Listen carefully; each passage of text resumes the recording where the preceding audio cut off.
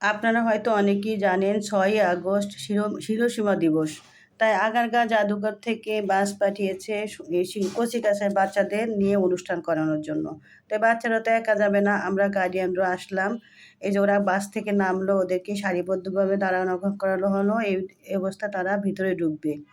মূলত অনুষ্ঠানটা জাপানের সাদাকা সাসাকি নামের একটি মেয়ে পারমাণবিক বোমা হামলায় যে মারাত্মক রোগে আক্রান্ত হয়েছিল এবং সে আর বাঁচবে না। তার মনের ইচ্ছা ছিল সে ১০০০টি সারস বানাবে। এটা একটা রূপকথায় শুনেছিল, এতে তার ইচ্ছা পূরণ হবে।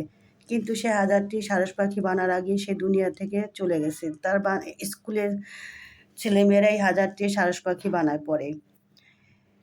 যাই হোক, এখানে আমরা আসলাম। এই যে দেখেন একটা গাছের কাঠ দিয়ে গাছ বানালো, সেটার মধ্যে সারস পাখি ঝুলিয়ে দিচ্ছে বাচ্চারা।